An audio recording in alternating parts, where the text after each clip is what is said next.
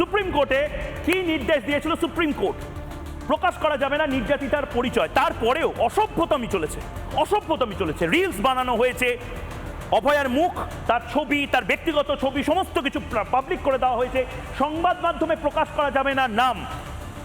আমরা দায়িত্বশীল সংবাদ মাধ্যম হিসেবে বিপ করছি, একটা আইপিএস অফিসারের কথোপকথন বিপ করা যায় না, আমাদের করতে হচ্ছে, কারণ তিনি এতটাই অপদার্থতার কাজ করেছিলেন। নাম নেওয়া যাবে না সোশ্যাল মিডিয়াতেও নাম নিয়ে অনেকে করছেন, সাবধানও নাম তারা। বিনীত গোয়েল যদি ফাঁসেন আপনারাও কিন্তু ফাঁসবেন। পরোক্ষভাবেও পরিচয় প্রকাশ করা যায় না, তার মা বাবার মুখ দেখানো যায় না, নির্যাতিতার মৃত্যুর পরেও পরিচয় গোপন রাখতে হয়। এটা সুপ্রিম কোর্টের 2019 সালের একটি অর্ডারে, এবং সেটা নিয়ে আমি অরিত্রর কাছে যাব। মৃতার আত্মীয়ার অনুমতি দিলেও একই নিয়ম, অর্থাৎ আজ যদি পার্ক স্ট্রিট রেপ কেসের ভিকটিমের ফ্যামিলি বা অভয়া কেসের যারা মা বাবা রয়েছেন, কাকু কাকিমা রয়েছেন, তারাও যদি অনুমতি দেন, তারাও যদি নাম বলেন, সেই নামও প্রকাশ করা যায় না। অরিত্র, আমি ঠিক বলছি না ভুল? এবং বিনীত গোয়েল কিভাবে ফাঁসতে পারেন যদি রাজ্য সরকার দায়িত্ব নেয়? কারণ এই মুহূর্তে পরিস্থিতি বুঝে সিদ্ধান্ত নেবেন সেশন জাজ, একদম সরাসরি। এগুলো তো আইন আছে আমাদের দেশে, নথিতে নির্যাতিতার নাম বাইরে বেরোতে পারে, এটা প্রিভেন্ট করার দায়িত্ব কেন্দ্র রাজ্যের। এমন আশঙ্কা থাকলে নথি থাকবে মুখ বন্ধ খামে। অরিত্র, এই যে তালিকা, এই যে সংস্থানগুলো আইনের, আর বিনীত গোয়েলের একেবারে দায়িত্ব জ্ঞানহীন একটি কাজ, কি বলবে? আপনি শুধু আইপিএস বিনীত গোয়েলের কথা বলছেন, আমি আরও এক ধাপ এগিয়ে রাজ্য সরকারের এমপি রচনা ব্যানার্জির কথাটা আপনাকে মনে করতে বলবো, যেখানে তিনি দীর্ঘদিন বাদে একটি রিল প্রকাশ করে কেঁদে কেটে সেখানেও নির্যাতিতার নাম বলেছিলেন, এবং সেই নিয়েও আজ পর্যন্ত কোনো রকম ব্যবস্থা হয়নি। বিনীত গোয়েল তো তাও একজন সিভিল সার্ভেন্ট, আর রচনা ব্যানার্জি আপনাকে মাথায় রাখতে হবে তিনি কিন্তু ল মেকার, একজন পার্লামেন্টেরিয়ান। কোনো ব্যবস্থা, কোনো ডিসিপ্লিনারি অ্যাকশন, একটা শোকজ পর্যন্ত দল থেকে। অরিত্র, যেহেতু তুমি এখন আনইন্টারাপ্টেড বলছো, এবং তুমি বলার সময় এই রচনা ব্যানার্জির কথা বললে, একবার দর্শককে কনটেক্সটটা বোঝানোর জন্য রচনা ব্যানার্জি ঠিক কি বলেছিলেন একবার শুনবো ছোট করে। এই আওয়াজ উঠিয়ে রাখবেন যতক্ষণ না সুবিচার পায়, এই আওয়াজটা তুলে রাখবেন। বাবা মা যেন সুবিচার পায়, দোষী যেন শাস্তি পায়, এই আওয়াজটা তুলে রাখবেন।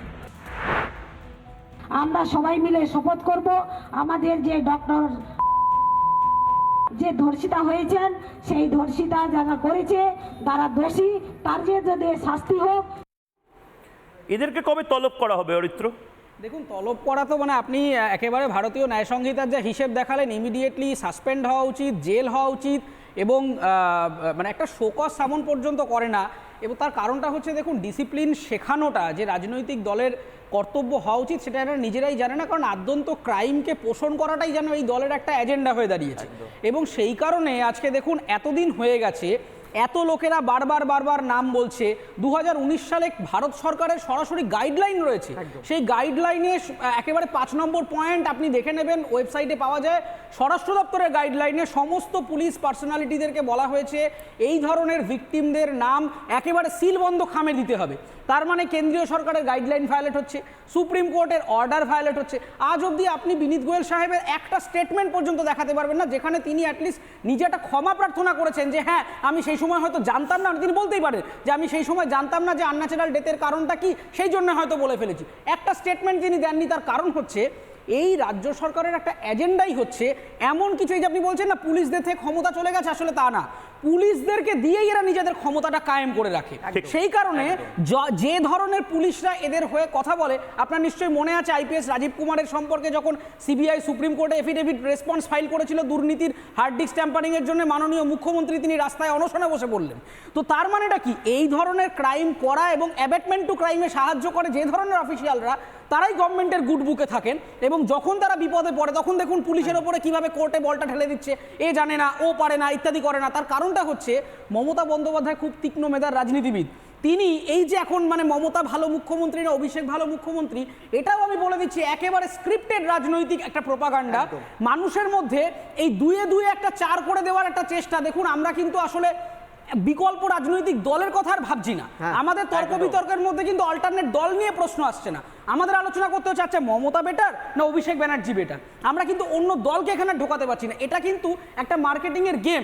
যে কোনো বড় কোম্পানিতে আপনি দেখবেন যে একটা কোম্পানি নিজেদের মধ্যে একটা সাব অল্টারনেট ক্রিয়েট করে নিজেদের মধ্যে ঝামেলা পাকিয়ে দেয়, দিয়ে বাজারটাকে মনোপলাইজ করার চেষ্টা করে। এবং আমি বলবো এই ছবিগুলোর জায়গায় বিনীত গোয়েল, এখন স্পটলাইটে বিনীত গোয়েল এবং অভয়া, তাদের ছবিগুলো বেশি করে রাখতে, এবং ঝন্টু বড়াইক এবং অঙ্কনের কাছে যাব।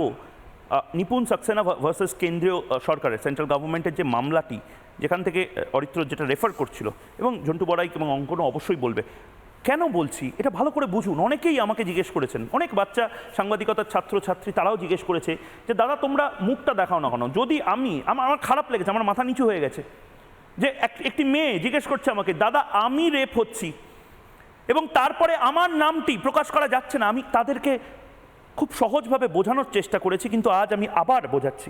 এবং প্লিজ আপনারা হয়তো মনে করছেন যে এতে মেয়েটির সম্ভ্রমহানি হবে না, কিন্তু সত্যি বিশ্বাস করুন, সে মারা যাওয়ার পরেও তার সম্ভ্রমহানি হতে পারে, এবং সে কারণে মাননীয় বিচারপতিরা এটি ভারতবর্ষের একটি আইন বানিয়েছেন। আমরা নাম নিতে পারি না। বিনীত গোয়েল যেটা করেছেন মারাত্মক ভুল কাজ করেছেন। এমনকি একটি বেসরকারি চ্যানেলে রাজ্যের মুখ্যমন্ত্রী একটি টেলিফোনিক কনভারসেশনে পর্যন্ত এটি বলেছিলেন, ভুল কাজ করেছেন। রচনা ব্যানার্জি ভুল কাজ করেছেন, ক্ষমা চান বা পুলিশ তাদের তলব করুক। Nipun Saxena versus government of India ধর্ষণ মামলায় নির্দেশ যেটা ছিল, নিপুণ সাক্সেনা বনাম ভারত সরকারের যে মামলা, যেটা ঝন্টু বড়াইক এবং অরিত্র বারবার উল্লেখ করছিল, 2019 সালে সুপ্রিম কোর্টে যে মামলা এবং তার অর্ডার আসে 2018 থেকে যেটি চলে, সুপ্রিম কোর্টের গাইডলাইনটি কী ছিল একবার আমি এক ঝলকে দেখাই। ধর্ষণ মামলায় কিভাবে কাজ হবে তা নিয়ে একদম প্রোটোকল বানিয়ে দেওয়া হয়েছে। পুলিশ প্রশাসন, সংবাদ মাধ্যমের ভূমিকা, কেউ নাম নিতে পারবে না। নোটিশ জারি করে কেন্দ্রীয় সরকার প্রত্যেককে জানিয়েছিল, এবং এটা দেখার দায়িত্ব রাজ্যগুলিরও। মুখ্য সচিব, ভাবুন, মুখ্য সচিব জানেন না বিনীত গোয়েল এটা করেছেন। তদন্তকারী সংস্থাকে নোটিশ পর্যন্ত দেওয়া যায়, সেটা করেননি। 2019-এর এই নোটিশ কেন্দ্রের দেওয়া। মমতা বন্দ্যোপাধ্যায় কি জানেন না? অবশ্যই জানেন। পুলিশ মন্ত্রী জানেন না? অবশ্যই জানেন। মুখ্য সচিব জানেন না? অবশ্যই জানেন। বিনীত গোয়েলের বিরুদ্ধে ব্যবস্থা নেওয়া হবে না। কেমন জানেন বিনীত গোয়েল? ঝন্টু বড়াইক আপনার কাছে আসবো 1 মিনিট সময়। আমি বলি তোমায়, তুমি একটু আগে বলছিলে মুখ্যমন্ত্রী, কেন বলো তো সমাজের প্রত্যেকটা স্তরে শাসক দলে বিশেষ করে নেতা, মন্ত্রী, মিনিস্টাররা এই কাজটা করতে পেরেছে? তার কারণ রাজ্যের মুখ্যমন্ত্রী যেটা শুরু করেছিল, দুবার নির্যাতিতার নাম বলেছে, দীর্ঘদিনের কেন্দ্রীয় মন্ত্রী, একজন এত সিনিয়র পলিটিশিয়ান, তিনি নিজের কথা উইথড্র করেননি। ফলে তার অধস্তন যারা ক্যাডার, তারা এই কাজটা করে ভেবেছে বেঁচে যাবে। তোমাকে আমি কথা বলি যে এই সরকারের যত দুর্নীতি প্রশ্রয় দেয় এই উচ্চপদস্থ আইপিএস আইএসরা, তার ফলে এরা চাকরির থেকে রিটায়ারমেন্টের পরে এদেরকে মোটা টাকায় রিটায়ারমেন্টের পরে পোষে সরকার। আলাপন, তারপরে তুমি রাজীব সিনহা দেখো, চিফ ইলেকশন কমিশনার ছিল এই রাজ্যের। তারপরে তুমি সদ্য হরেকৃষ্ণ ত্রিবেদী, এইচআরএ ড্র করেছে, তার বাড়ি থাকার পরেও 14.5 লাখ টাকার উপরে, সে এত বড় ক্রাইম সেন্ট্রাল গভর্নমেন্টের হিসাবে এবং স্টেটের। ফলে এই কাজগুলো মমতা ব্যানার্জির নির্দেশে এরা করে বলেই ভাবে মমতা পার পাইয়ে দেবে, এবং পার পেয়েও যায়। ফলে অবসরের পরেও কিন্তু এরা রিহ্যাবিলিটেশন পায় দিনের পর দিন। নানা ধরনের কন্টেন্ট দেখার জন্য লাইক করুন, শেয়ার করুন আমাদের ফেসবুক পেজ, সাবস্ক্রাইব করুন আমাদের ইউটিউব চ্যানেল। পাশাপাশি অন্যান্য ব্রেকিং নিউজের জন্য অবশ্যই চোখ রাখুন রিপাবলিক বাংলায়।